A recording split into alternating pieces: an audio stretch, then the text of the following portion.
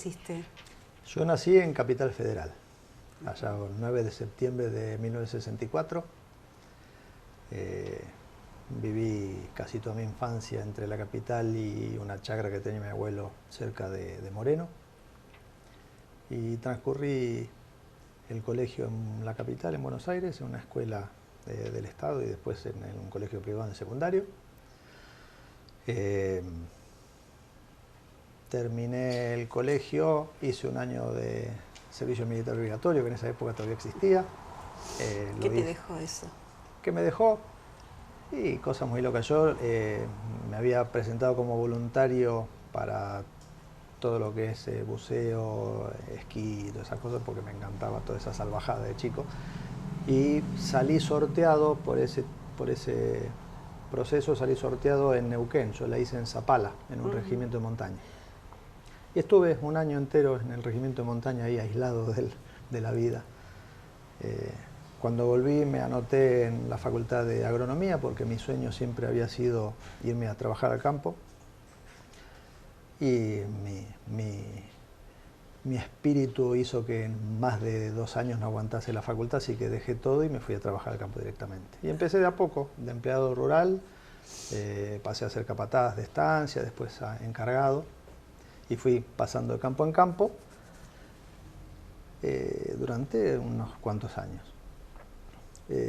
Por avatares del destino y un desengaño amoroso, dejé el campo y me fui a vivir a Europa. Estuve viviendo en varios países de Europa como buscavidas hasta el año 90 y... No, sí, hasta el año 96, cuando volví. Trabajando de lo que surgiera. De lo que viniera. Volví en el año 96, me di cuenta que lo que había pensado que era mi vida, que era el campo, ya no funcionaba más. Había sido un camino que no era el correcto. Y decidí meterme a estudiar medicina. ¿Qué edad tenías? Y en ese momento yo tenía 31, 32 años. Obviamente a esa edad nadie daba un peso porque yo me recibiera, inclusive yo tenía que hacer el curso de ingreso, que eran 12.000 anotados contra 700 inscripciones. Claro. Y bueno, me metí, hice el curso, aprobé todos los exámenes, que fue justo un curso muy chico que se llamaba el CPI, que estaba en contra del CBC, así fue un lío bárbaro, pero el destino quería que yo estudiase medicina, me recibí en tiempo y forma, en casi 8 años, porque eran 6 años de estudio, más un año internado, más un año de hospital. Después me metí en la residencia de médico de familia, en Pilar, y después de eso me vine a vivir a Tandil con mi señora y un hijo en ese momento. ¿Tu señora es argentina? Ella es argentina, era también de Capital, la conocí cuando estaba a la mitad de mi carrera de medicina, María Marta Pordelane, y bueno, nos vinimos a Tandil con el primero de mis hijos, a los poquitos meses nació el segundo, y hoy ya tengo 3. Y en algún momento de mi práctica diaria y de mi vida cotidiana, empezó a florecer una necesidad de algo más. ¿Qué era lo que no te cerraba? Y no sabía en ese momento. Yo lo que me di cuenta es que toda mi vida, desde que yo tengo conciencia, siempre tuve una insatisfacción de algo que no entendía. Era como que siempre necesitaba algo más que llenara ese vacío que sentía y que no lo lograba llenar. Claro. Más o menos para mediados del 2012, llegó a través de los mails, esos mails que llegaban antes de carteles que aparecían, Sí, sí. que hablaba de los famosos 3 días de oscuridad, que ni sé quién me lo mandó. Pero ese mail y el famoso 21 de diciembre del 2012, todo lo que se tejía alrededor de eso, hizo un clic en mi vida espiritual. Y a partir de ahí me empecé a meter mucho más, empecé a leer lo que podía capturar, empecé a meditar intensamente y empecé a recordar también sucesos de mi vida que a mí habían llegado para ese lado, pero que los había agarrado temporalmente y los había abandonado. Pero en este momento, en el 2012, ya fue algo muy intensivo. Y Tandil fue muy protagonista de ese movimiento. Yo creo que sí, sí. Yo creo que sí. Es más, no es casual que justamente yo me viniera a Tandil porque la familia de mi señora tiene campo acá, entonces por esa cercanía, para que ella no se separase del vínculo familiar, nos venimos a Tandil. Y la energía que tiene Tandil en ese sentido es muy especial. Así que todo se fue dando como para que yo hiciese ese ingreso a esa vida más profunda. ¿Y ese cambio que tuviste en tu vida profunda lo insertaste también en tu profesión? Sí. ¿De qué manera? Cuando yo empecé a hacer medicina natural, hace ya unos 12 años más o menos, me di cuenta que había algo que se le escapaba a la medicina convencional. Por ejemplo, dos personas con la misma patología, más o menos la misma edad, uno mejoraba y el otro no mejoraba nada, cuando por lógica científica tenía que ser para las dos lo mismo. Y lo he visto en muchas ocasiones, y yo decía, algo debe faltar más allá de lo orgánico, que hace que una persona avance y una persona no avance. Para ese entonces me invitaron a una charla sobre biodecodificación, la daba Enrique Bourón, que fue el que trajo la decodificación a Argentina en el año 2009, creo que fue. Y ahí encontré, dije, esto es lo que a mí me faltaba. Era la causa emocional del sufrimiento. Claro. Ahí también empecé a meterme en todo lo que es la bioneuroemoción, la psicogenealogía. Hice un curso de psicogenealogía, estudié mucho sobre el tema, la nueva medicina Hammer. Pero seguía faltando algo. En ese momento llegó a mí también un libro que se llama El poder contra la fuerza, de David Hawkins, que es un psiquiatra norteamericano que fue un gran iluminado. Y ahí entré mucho más en este camino espiritual, porque fue el que me dio la guía, David Hawkins me dio la guía para empezar a profundizar más en mi crecimiento espiritual personal. Y eso obviamente lo plasmaba en las charlas con los pacientes. Claro. Inclusive ya se asombraba, alguno me dice, ¿usted es psicólogo? No, le digo, yo soy médico generalista, no, porque como hablábamos de los problemas y la gente me dice, anda que te va a resolver tu problema. Digo, no, yo no resuelvo los problemas a nadie, yo charlo de los problemas y asocio el problema físico con el problema emocional que puede estar viviendo la persona. Y eso hizo que también las soluciones terapéuticas fuesen más rápidas.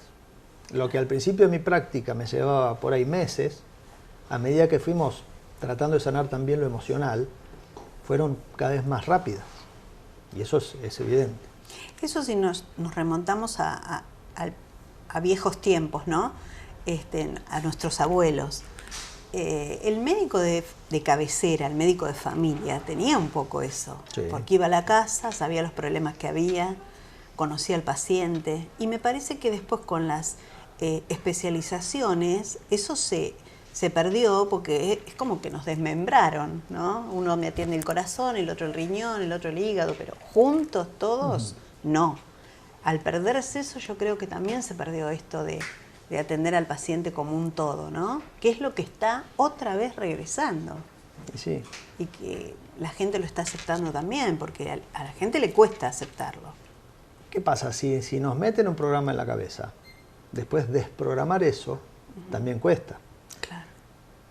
Mark Twain dijo, es más fácil engañar a la gente que convencerla que fue engañada, ¿no? Entonces, el decirle a la gente, mirá, esto no va por donde te dijeron que va, me parece que va por otro lado y las pruebas son estas y son pruebas concretas y contundentes y aún así hay una resistencia. ¿La enfermedad nace en la emoción? ¿En las emociones? La gran mayoría, no es que el 100%, hay una gran mayoría de enfermedades que son de un nivel de origen emocional. Después hay enfermedades que son karmáticas, ¿sí? Que uno tiene que venir a vivir esa enfermedad, que es lo que le toca. O sea, por la ley de la causa y el efecto, en las encarnaciones y en las vidas que vamos viviendo, tenemos que vivir todas las experiencias.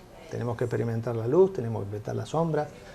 Mucha gente, y yo he hablado con mucha gente que tiene la creencia, por ejemplo, de que los que somos buenos siempre encarnamos buenitos y los malos siempre encarnan malos. Y digo, no. O sea, el ser, como una integridad absoluta, tiene que vivir todo, luz y sombra. Claro. ¿sí? En el colegio no tenemos solamente materias divertidas, tenemos materias que son un plomo y que igual te las tenemos que pasar. Y en la vida pasa lo mismo. Y hay enfermedades que venimos a vivir esa enfermedad porque nos toca vivirla, no porque hayamos hecho algo malo ni algo bueno, sino que simplemente elegimos cursar esa enfermedad. Esas son las enfermedades karmáticas. Y después hay enfermedades que son las que nos tocan, por ejemplo, para terminar nuestra historia en una encarnación, que vendrían a llamarse enfermedades terminales, ¿sí? Que no tienen ninguna causa emocional porque no se les encuentra, son poquitas, pero como el cuerpo físico en algún momento va a terminar, de alguna manera tiene que terminar. Entonces, si no es por una muerte natural de un paro cardíaco, puede ser por una enfermedad, ¿sí? Que es la que me toca para irme a casa. Y por eso se ve muchas veces que hagan el tratamiento que hagan, hay pacientes que se terminan yendo con esa enfermedad. Claro. No hay dos pacientes iguales. No hay dos seres humanos iguales. Claro. ¿Cómo empieza a incursionar en todo lo que es apiterapia, todo lo que es naturista? ¿Cómo va metiendo eso en la... Cuando yo era chico, que vivíamos parte en las chacras de mi abuelo y parte en campos de un tío, mi familia se tendía a las cosas naturales. Cuando yo hice la residencia en médico de familia, hicimos un curso con los otros residentes de fitoterapia, y siempre me gustó la línea natural. Cuando yo empecé la medicina alopática, la medicina convencional, siempre fue con un dejo de volcarme hacia la medicina natural. Aparentemente ya el destino lo tenía todo trazado porque la apiterapia vino a mí a la fuerza, más o menos. Yo soy una persona que me cuesta mucho ver las señales. Aún hoy. Yo me acuerdo que una paciente, cada vez que venía, una paciente mía de PAMI, cuando era médico de cabecera de PAMI, me decía: yo si no fuese por las abejas hoy no caminaría. Ah, mire usted qué bien, le decía yo. Y ella me traía el frasquito vacío de la pitoxina que le inyectaban cuando vivía en Córdoba. Y me insistía, cada vez que venía a la consulta me insistía. Un día aparece en mi consulta un apicultor de acá de Tandil, que resultó después ser mi amigo y socio Daniel Fernández, que él era uno de los socios fundadores de la Asociación Argentina de Apiterapia. Cuando le comento esto, él me dice: mirá, si querés te pongo en contacto con algún médico que esté haciendo apiterapia para que te enseñe.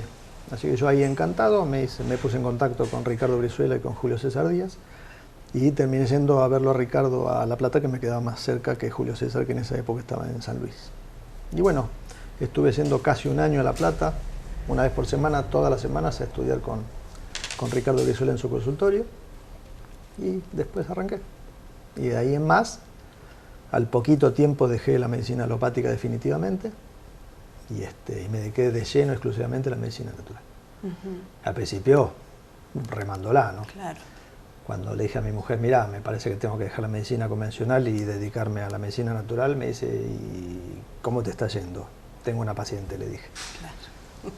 ¿Y con qué vamos a comer? Y no sé, pero me tiene que ir bien. Yo sé que este es mi camino, le dije.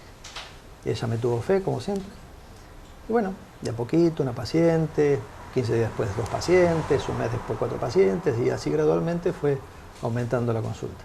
Y teniéndose mucha confianza, porque realmente aplicarla en pacientes, cuando no está tan divulgado como hoy, Yo no es que tenía fe en mí, yo tenía fe en el tratamiento y tenía fe en el conocimiento que me había dado Ricardo. Claro, una base científica además. Sí, claro. Totalmente.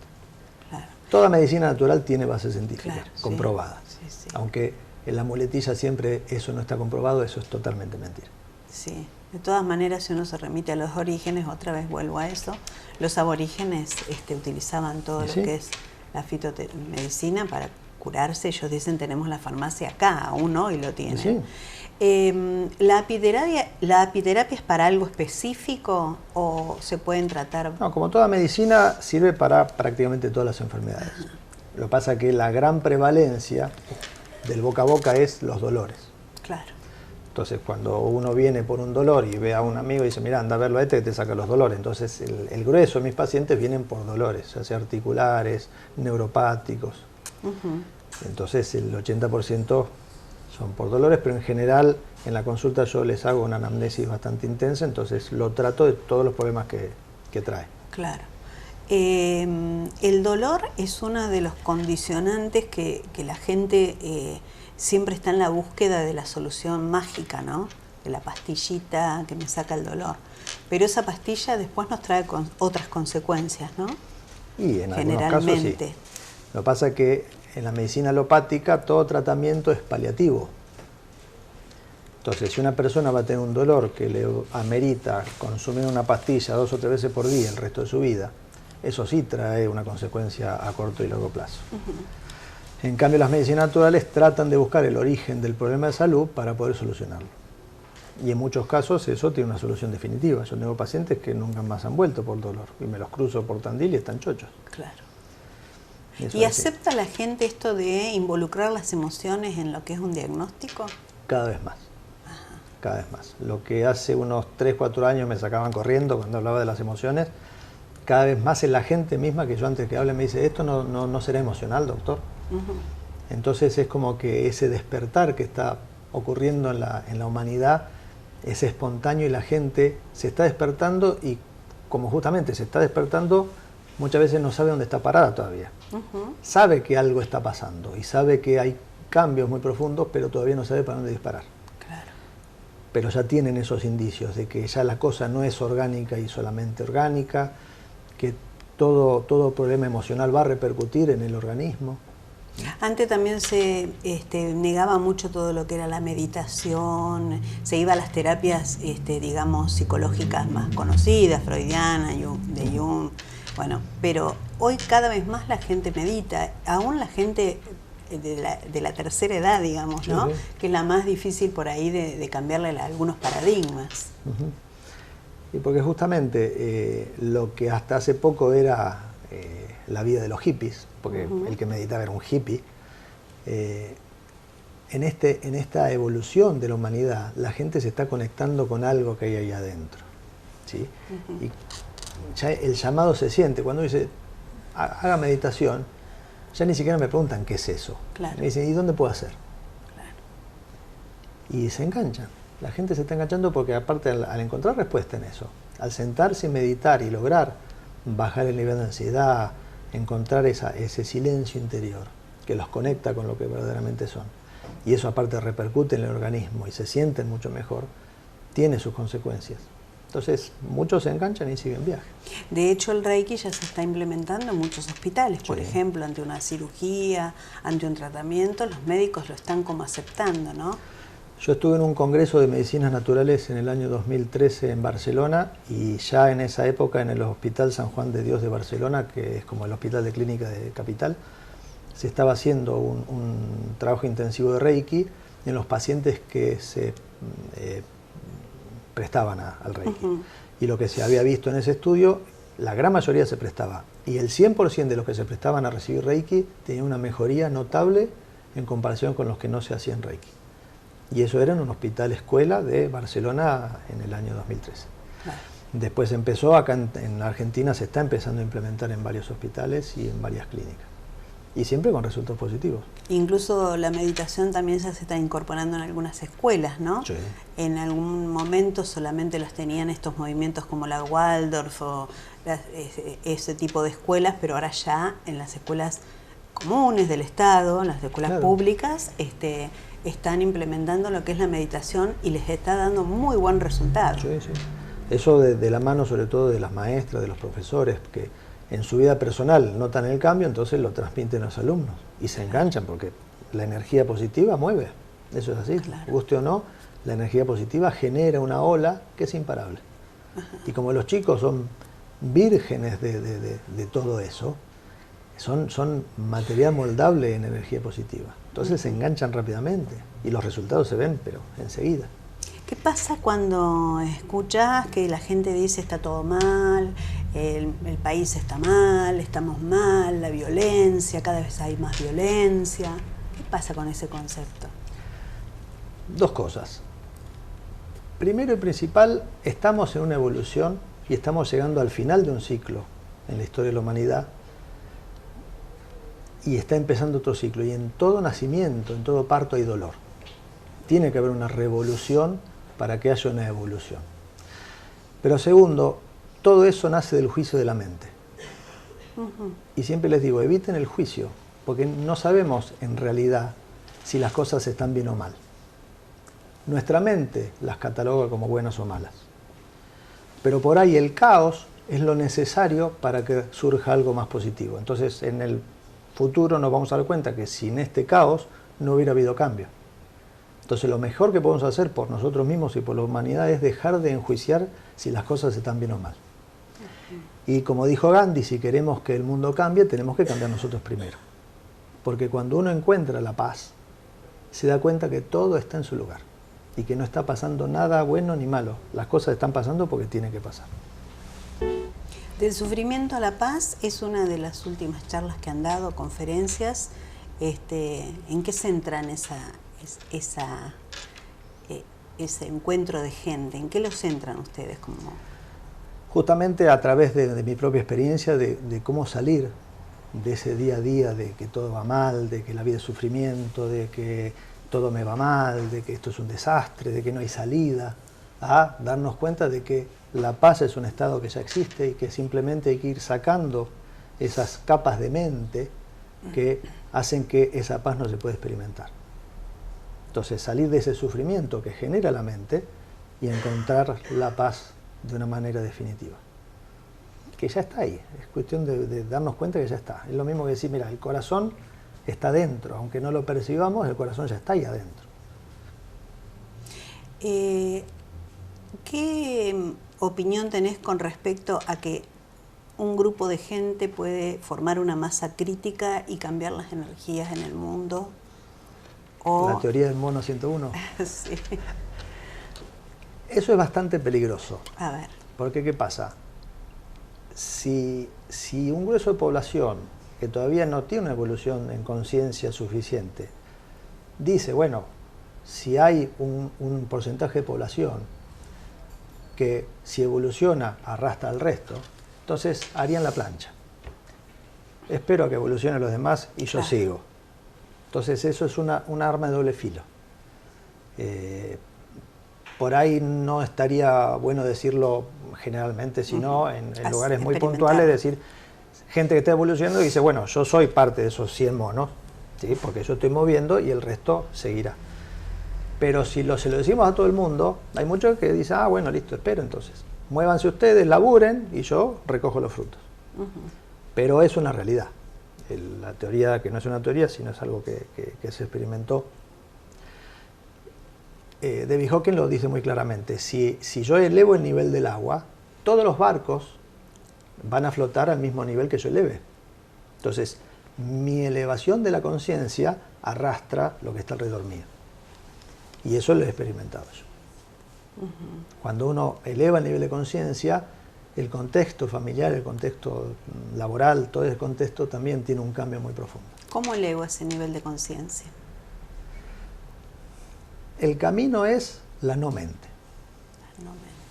O sea, yo me guié por la escuela del Dr. Hawkins, que en Occidente se llama la devoción a la no dualidad, y en Oriente es el Advaita Vedanta, que es lo mismo, es el camino de la no dualidad. La dualidad nace de la mente, que a todo le pone un rótulo, bueno, malo, lindo, feo, día, noche. Pero más allá de cierto nivel de conciencia, la linealidad de la dualidad se pierde. Y uno ya vive en una vida de no linealidad donde todo está en su lugar.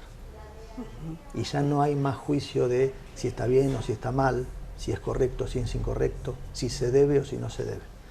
Todo pasa por una razón y todo tiene su significado. O sea que uno se tiene que dejar fluir, digamos. Lo ideal sería eso, inclusive en las religiones hay guías. Por ejemplo, en la religión católica, en el Padre Nuestro decimos, hágase tu voluntad así en la tierra como en el cielo. Y muchas veces en la vida cotidiana decimos, si Dios quiere. Por ejemplo, le digo al paciente, bueno, nos vemos la semana que viene, si Dios quiere, doctor. Claro. Tal cual, pero vívalo. Claro. Porque lo repetimos, pero de la mente. Si nosotros fluimos en ese hágase tu voluntad así en la tierra como en el cielo y que sea todo voluntad divina, entonces la vida fluye y ya no nadamos contra corriente. Fluimos.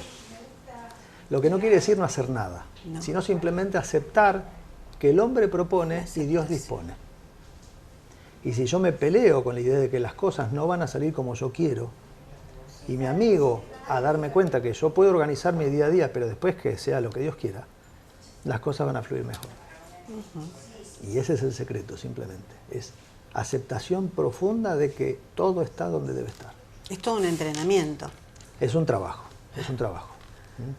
Constancia, compromiso, perseverancia. Y darle, y darle. Y cambia. ¿Qué tiene que ver el inconsciente con la mente? ¿Cómo trabaja el inconsciente con la mente? El inconsciente, lo que se llama el inconsciente, por ejemplo, en la psiquiatría, en la psicología, vendría a ser el alma. O sea, es la conexión, el alma es la conexión entre el espíritu y el vehículo. O sea, el cuerpo, la mente y las emociones. Entonces, el inconsciente es esa vocecita que constantemente me está corrigiendo, ¿sí? Como los dibujitos animados, el diablito y el angelito. Sí. Bueno, la mente es el diablito que me tira todo abajo. Y el angelito es el inconsciente, es esa conexión álmica que me está diciendo siempre la parte positiva.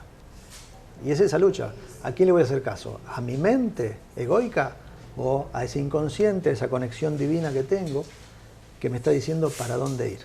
La famosa corazonada. Cuando uno le salen bien las cosas dice, y fue una corazonada. La intuición. Claro. Es esa conexión que en general en el sistema donde vivimos nos las quitan. La perdimos. No es que la perdimos, sino que la tapamos. Nos dijeron que eso no, eso es cosa de brujo, no le hagas caso a tu intuición. La lógica es lo importante. Claro. La razón. La razón. Pero la razón, como una computadora, tiene 50 y 50 de equivocarse o acertar. Cara o seca. Claro. Pero la corazonada, la conexión, no se equivoca nunca. Si nosotros prestamos más atención a eso, a veces ni la tenemos en cuenta. Pero a veces vamos a viajar y decimos, no quiero viajar. Si le hacemos caso a eso, nos preservaríamos de un montón de cosas. Sí. Lo que pasa que, digamos, estamos educados con paradigmas que no nos hacen tener en cuenta eso. Justamente, nos dice que somos de carne y hueso. Claro. De carne somos. Entonces, en realidad no somos de carne, sino que somos espíritus encarnados en un cuerpo físico, experimentando una experiencia física. Claro. Es un envase que vamos a dejar. Como dice Emilio Carrillo, es el coche. Es el vehículo que nos sirve. Pero el problema que está, identificarnos con ese vehículo y creer que somos ese vehículo. Entonces nos miramos al espejo y no nos gustamos, vemos que estamos envejeciendo y nos angustiamos, le tenemos miedo a la muerte. Todas las cosas que son inherentes a ese vehículo, no al ser. El ser no muere nunca, es imposible. Claro. Vivimos más para el vehículo que para el ser. Mientras no tenemos conciencia, claro. Sí, estamos totalmente identificados. Yo muchas veces a los pacientes les digo, cuando usted ve el espejo, ¿a quién está viendo? A mí. No le digo, usted está viendo un cuerpo. Claro. Es lo mismo. No es lo mismo. Ese cuerpo no es usted. Ese cuerpo es el vehículo que usted está usando para esta experiencia. Me van a internar en un manicomio en cualquier momento. Pero cada vez más gente está buscando ese bienestar, porque eso trae bienestar a la vida, ¿no? No vamos detrás del consumismo, no vamos detrás de tantas cosas que son, que no las necesitamos realmente. Es que justamente, si vivimos en el no apego, porque eso también es un tema que muchas veces sale, si yo empiezo una vida espiritual, ¿se acabó mi disfrute? No le digo, todo lo contrario. Pero ¿qué pasa? Si yo tengo una vida espiritual y estoy disfrutando de algo, lo disfruto. Si no lo tengo, me da igual. No estoy apegado a eso que me causa un rato de placer. Claro. ¿Puedo hacer un viaje? Lo hago. No puedo hacerlo, me da igual, mi vida no cambia. ¿Tengo un ser querido? Bárbaro, lo disfruto. Me encanta estar con ese ser querido. Ese ser querido no está más, o porque se murió, porque se fue a vivir a otro país. No sufro, porque no necesito a nada ni a nadie para ser feliz. Ser feliz es un estado que ya tengo. El resto es apego.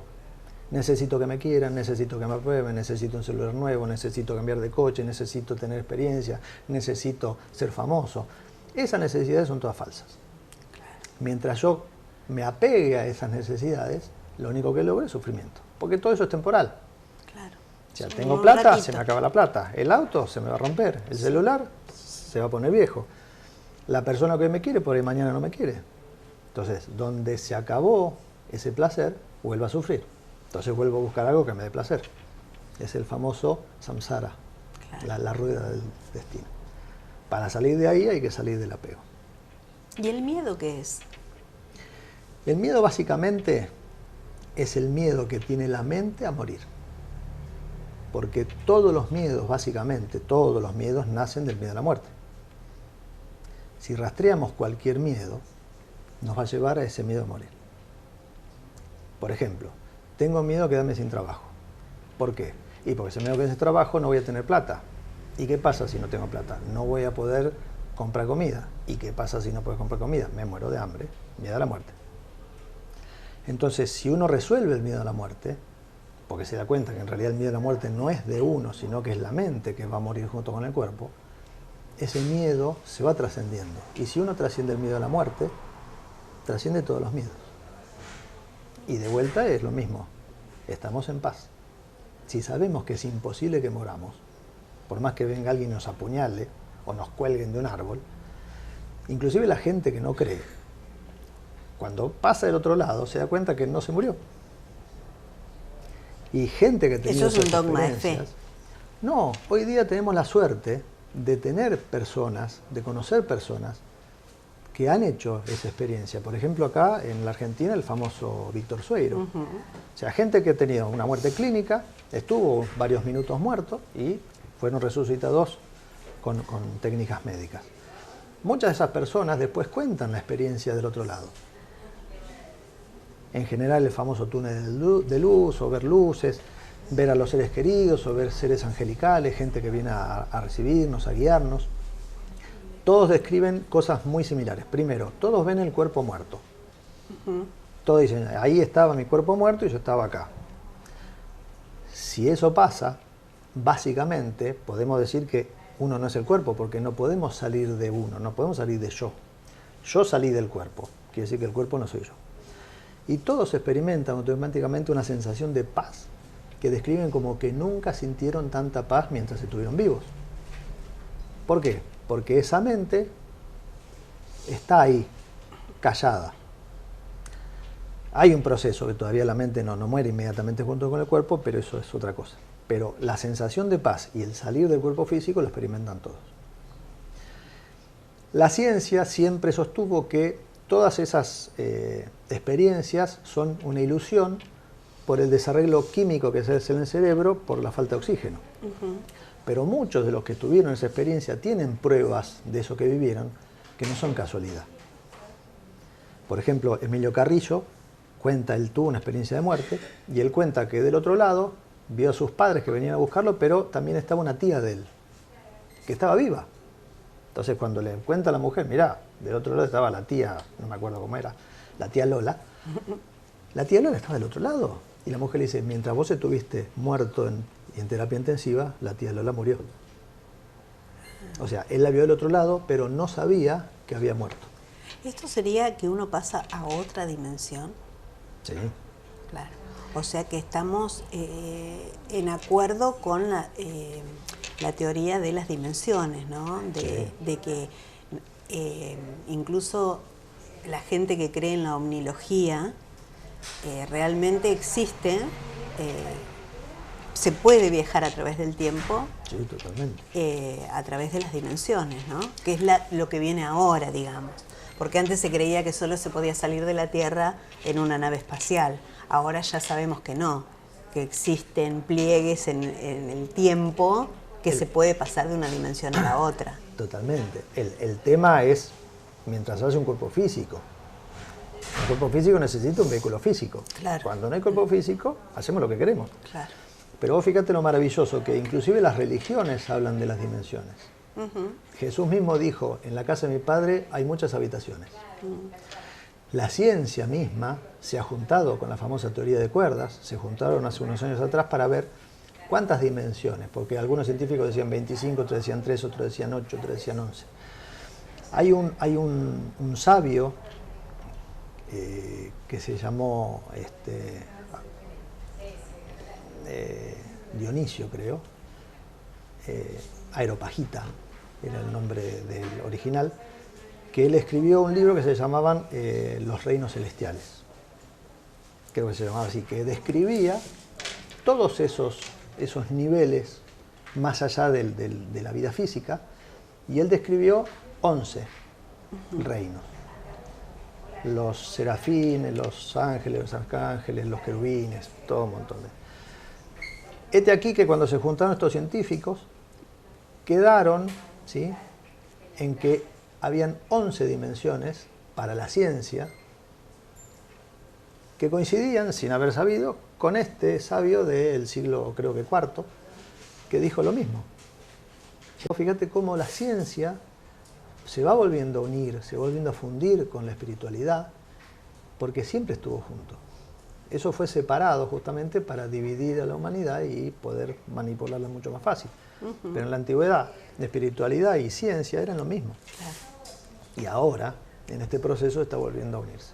Y la ciencia está empezando a avalar lo que hasta hace poco era simplemente espiritualidad. Espiritualidad no quiere decir religión. No.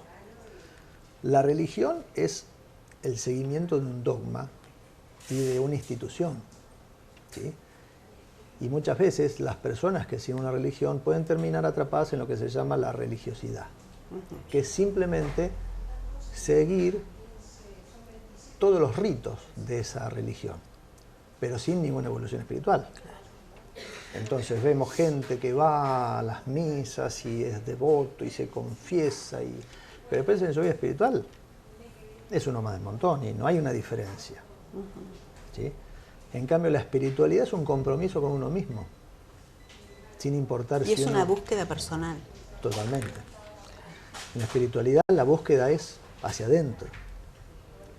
Puede haber un guía y muchas veces es muy conveniente que haya un guía que haya llegado y que a uno lo guíe, pero la espiritualidad siempre es un camino solitario. Por eso a veces empieza uno a sentir mucha soledad, mucho miedo, porque empezó un camino, se está alejando del pelotón y está empezando a ver que se aleja, que no lo entienden, que es el raro. Y si la espiritualidad todavía no llegó a un punto avanzado, esa soledad hace que a veces uno vuelva para atrás. Que serían las sombras, ¿no? Claro. La sombra misma, esa tiniebla de que se habla también, de ese tiempo de sombra, ¿no? Donde sí, uno se le oscurece todo, pero bueno, es para poder alcanzar la luz definitiva, yo creo, ¿no? Es llegar al fondo del pozo, como dicen. San Juan de la Cruz lo describió en La Noche Oscura, un poema, La Noche Oscura del alma. Claro. Cuando uno llega al fondo y está en la oscuridad más absoluta, y después lo que llega después es la luz. Claro. Volviendo al tema de la medicina, yo creo que cada vez más la gente también se acerca a lo que es la medicina naturista, que se puede hacer sin dejar la alopática, ¿no? Son dos cosas que no son incompatibles entre sí, porque hay gente que se resiste todavía a dejar la medicina alopática, digamos, por miedo, no lo hago, y si no lo hago y me pasa esto. Creo que cada vez más la gente está creyendo o está comprobando que esto realmente es así. De hecho, estábamos hablando antes de la entrevista del cannabis, cómo va buscando su lugar, cómo las madres han defendido esto del cannabis. Yo creo que es una creación de las madres ante el autismo de sus hijos y de no encontrar en la medicina alopática una solución, ¿no? Y cómo defienden eso y cada vez se está insertando más en la sociedad, que no quiere decir marihuana, ¿no? No. Son dos cosas distintas. Eso es otro mito. Ahí te podría decir que sí, nunca hay que demonizar nada. Claro. O sea, la medicina alopática es espectacular. Hay que sacar lo que es la medicina verdaderamente de lo que es el negocio farmacológico. Claro. Y hay gente que, gracias a los fármacos y a las intervenciones quirúrgicas y a todo lo que es la medicina científica, está viva, obviamente. Lo ideal, lo maravilloso sería que ante el diagnóstico, el abanico de tratamientos sea todo el que existe. Claro. Y no que uno diga, lo único que hay son pastillas, lo único que hay son yuyos, lo único que hay son agujas. Mire, hay todo esto. ¿A usted qué le parece? Imagínate que en la Facultad de Medicina nos enseñan el tratamiento de prácticamente todas las medicinas que hay, inclusive la alopática. Entonces, ante una enfermedad, le podemos decir, mire, puede ser pastilla, apiterapia, acupuntura, imanes, reiki. ¿Y usted qué me aconseja, doctor? Y bueno, yo creo que para usted, por la manera de ser y por la patología que tiene, le aconsejo que sea una pastilla más un poco de fitoterapia. Y bueno, y ahí el paciente viviría lo positivo de todas las medicinas. Claro. Y después se queda con la que más le guste. Claro. Pero no demonizar, esto es malo, esto es bueno, esto está aprobado, esto no está aprobado. Claro. Porque si uno va, hay una página famosa que se llama PubMed, en medicina, que es una página de investigación médica a nivel mundial, y uno busca cualquier yuyo, cualquier cosa natural, y la pone en el buscador de PubMed, va a ver toda la cantidad de estudios avalando esa cosa natural que en teoría no está aprobada.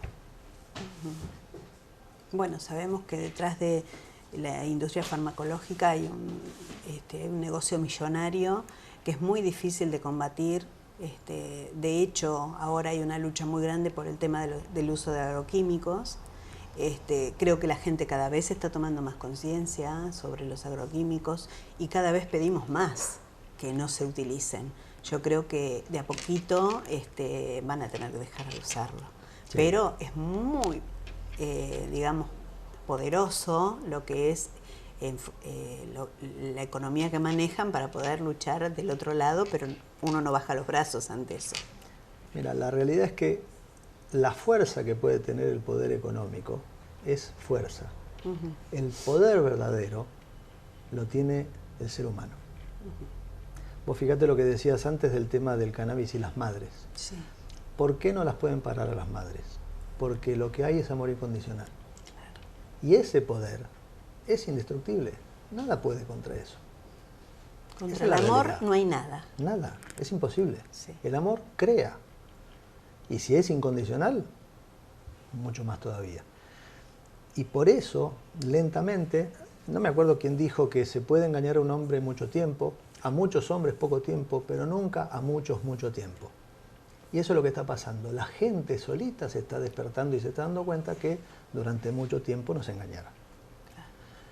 Pero falta poco, no es cuestión de angustiarse, sino simplemente poner el granito de arena en lo que es la opinión de todo lo que vemos a través de las investigaciones, porque no es nada librado al azar, sino de las investigaciones que nos dicen que los agroquímicos no son buenos, que se puede hacer agricultura sin agroquímicos, que hay ciertos fármacos, ciertos tratamientos que no son tan buenos como nos dijeron y que tampoco son necesarios, que todo lo contrario, y que hay una alternativa a todo esto.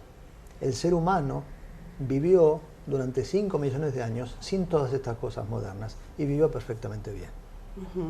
Entonces podemos volver a encontrarnos con la naturaleza y con lo que realmente somos y vivir de otra manera mucho más sana. Si a eso le sumamos la tecnología, ¿sí? La tecnología positiva, nuestra vida sería maravillosa. Doctor, ha sido un placer charlar con usted. Me quedan muchísimos temas, pero bueno, no va a faltar oportunidad. ¿Cómo no? Muchísimas gracias. Gracias y muchas gracias por el trabajo que realiza, porque sabemos que es algo profundo, sabemos que es paliativo a los dolores, a que el ser humano pueda vivir mejor. Así que muchísimas gracias. Muchas gracias. Gracias por invitarme.